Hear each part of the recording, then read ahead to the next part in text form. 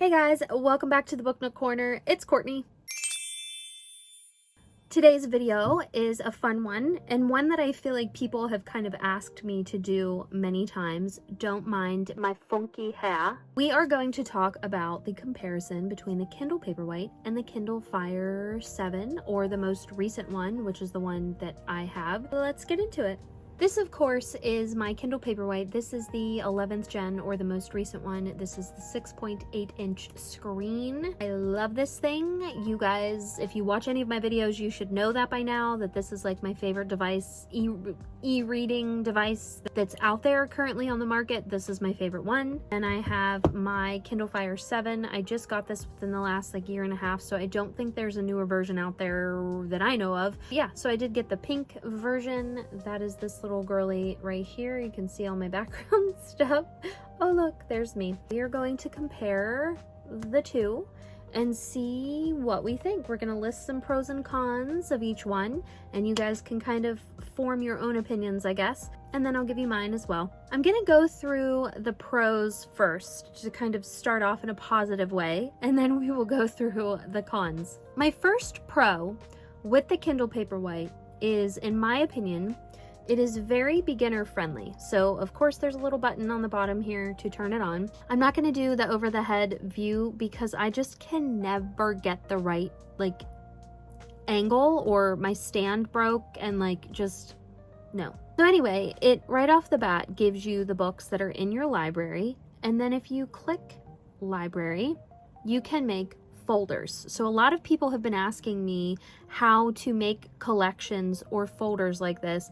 If you guys would like a video just kind of on like how to organize your Kindle, let me know, because I would be willing to film that. Even though that says currently reading, it's not necessarily that I'm actually currently reading that many freaking books. It's just that those are the ones that some of them I've started, or they're like priority that I want to read the most. Very easy to navigate on this. It is quick, snappy. That was another one of my pros, was that, you know, navigating the Kindle PaperWhite is very quick and snappy. So anytime that you open a book, sometimes it can take a little bit to download. That's actually not bad compared to my original Kindle PaperWhite. Well, original for me, it was the 10th gen Kindle PaperWhite. There is a clear difference in the speed.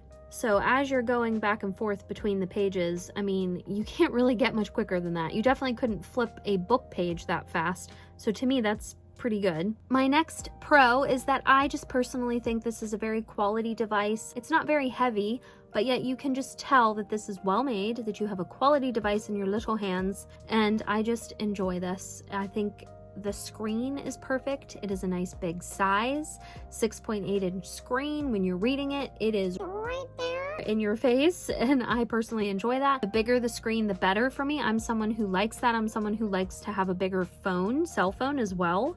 The next pro for me is that they have great battery life. So this is 93%, and I, no joke, charged this probably a good 2 weeks ago at least a good week and a half to 2 weeks ago, and it's on 93%. Like I've mentioned before in previous videos, I do the pull down tab here. I make sure that my brightness and the warmth is turned way down. I turn it to at least 2 so that I can see it when I turn on still, because if you do 0, then it looks like it's dead and there's a blank black screen. I turn on airplane mode and I turn off Bluetooth. So if you do all those things, your battery's gonna last even longer. Clearly, when I turn it on to read, I do turn the light back up, but then I turn it back down again before I click off and I'm done reading. Okay, so in review, I'm gonna click off here. So as you can see, when you click off, it's very quick to kind of go to the little screen. There we go. So once I have it, I have the ads off. I paid to get the ads off, taken off. I know you can kind of contact, you know, their customer service and get them taken off for free. I have on a few of my Kindles, but sometimes I just felt guilty because anyways, it will show the book that you're reading if you do not have ads. If you have ads, then you'll just see a different picture background, you know, of certain books that are on Kindle Unlimited or new releases or things like that. But in review, my pros for the Kindle PaperWhite: beginner friendly. It is a quality device and worth every penny. It has great battery life, especially if you do the things that I mentioned to kind of optimize that. It's very quick and snappy. I feel like, you know, navigating through books and getting through your different catalogs or folders is very quick and snappy. You couldn't do that on a physical book any faster, really. My fifth is that I love the big 6.8-inch screen. Now I'm gonna list my cons for the Kindle Paperwhite, and you're gonna laugh because I have two, and they are very superficial, okay? They're nothing that's like major that like causes it to not work or me to not want to use it or something. My first con is that it's not color and it's black and white, which like clearly I knew that going into it and buying it, so like obviously that's not really that big of a deal. But yes, it would be really cool if this was in color. I do believe that Amazon, as of 2025, will be making a Kindle Paperwhite color or Kindle Oasis color. I believe it's going to be the Kindle Oasis. It would be amazing if it's both, kind of like Kobo did when they released the Kobo Libra and the Kobo Clara in color. Come on now, Amazon, get with it. Get on the bandwagon here. We need it. My next con is that there's no buttons. I do love the Kindle Oasis or the Kobo Libra when they have their little buttons on the side. Definitely would be better if it had buttons, but that's just me being like nitpicky. I still love it as it is, okay? Next, we will jump into the Kindle Fire 7. This is, like I said, the most recent Kindle Fire that there is out there that I'm aware of. So we are going to talk about the pros for the Kindle Fire. My first pro, honestly, is that it's cheaper than the Kindle Paperwhite. The Kindle Paperwhite, I believe, I haven't bought one for a while, and actually the past like two that I've bought were used on Mercari and Facebook, so like I actually, yeah, think they're around 160 to 180 brand new for a Kindle Paperwhite. I believe these are only like 80 or 90 brand new. So way cheaper than a Kindle Paperwhite. You can play games. Let's fire her up. You can play games. You can watch YouTube. So clearly I have the airplane mode on, Bluetooth turned off. I did have the backlighting turned way down just so that it saves battery. It does work better on this. You can play games, you can watch YouTube, you can listen to Audible, so you can listen to audiobooks. This has a speaker, there's lots of different apps. I personally don't really have a lot of apps on here just because all I really used this for was reading. You can download YouTube, you can download games, so there's more to do with this than just read. Of course, the next pro is that everything is in beautiful color. You can have backgrounds in color, you can take pictures with this thing, so you could use one of your pictures as a background. I just used one of the ones that are on there because the camera's not that great. And I didn't really have anything I wanted to take a picture of to use as a background, so I just used one of the ones that are on there. But yeah, lots of apps and lots of ability to do other things than just read. This actually charges a lot faster, that's my next pro, than the last Kindle Fire that I had. So I had like the Kindle Fire from like 2016, 17. It's kind of ancient in today's world, and it takes forever to charge. This does not. This actually charges almost faster than the Kindle Paperwhite does. Obviously, this is kind of, in my opinion, the better option for kids. So this is great for kids just because there is more to do on it than you would be able to do with the Kindle Paperwhite. So they can watch videos, play games, do different apps. They can listen to audiobooks. They can listen to music, like whatever on here you can't do on the Kindle Paperwhite. Obviously, like I said, you can listen to audiobooks and do things like that. I feel bad I can't really show you different apps like YouTube and stuff, but I just chose not to put those on here because I mainly read. In conclusion, my pros for the Kindle Fire 7, you can do more than just read books. Everything is in very vivid color, as you can see. It charges faster than the Kindle Paperwhite. It is a great option for kids as kind of a first Kindle/tablet, so multi-use. And you can also listen to your audiobooks on here. Now we're going to get to the Kindle Fire cons. So my first con would be that it is fairly slow. So sometimes it can get very glitchy, and if I haven't used it in a while and I go to turn on, like I said, all I really use is the Kindle app. Like you can see it like takes forever to upload, and sometimes I have to shut it off. This does the same thing on my old one.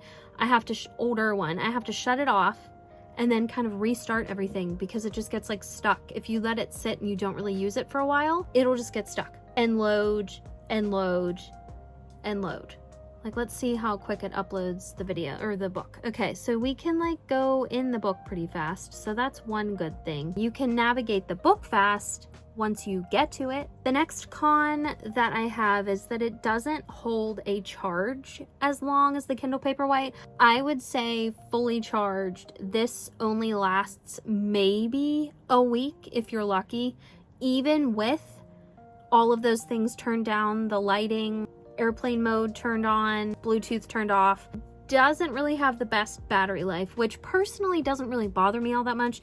I have multiple charging stations throughout my house, so I always have somewhere that I can take it and charge it. So not a big deal, but for someone constantly on the run or something like that, where they take it with them, that might be an issue. The next con I have, and this is just kind of being nitpicky, there isn't that many cases for this. Like, clearly there was a clear case, but there wasn't like a ton of other options like there is with the Kindle Paperwhite. There's so many cases that you can get for the Kindle Paperwhite. It's like overwhelming, honestly, and I don't feel like that was the case for this one, unless I was looking in the wrong place, but I don't think I was. So yeah, not as many case options for this, but I'm a clear case girly and I like to personalize stuff with stickers and whatever, so not a huge deal, but just something that I had noticed and might be an issue for someone else. So the next con that I have with this, and my last con, is that it has so many other options similar to an iPad that it can distract you from reading, because you're like, ooh, I could go do this, I could go get on Instagram, I could go get on YouTube, I could go get on Facebook. All of the other apps and things you can do might distract you from reading, because I know that's why sometimes I can't read on my phone, because I get distracted with all of the other apps and things that I can look at and do. So in conclusion, my cons for the Kindle Fire are that it's a lot slower than the Kindle Paperwhite. It doesn't hold battery charge as long. The internet and apps on it can be a little slower, a little funky. Some you can download, some you can't.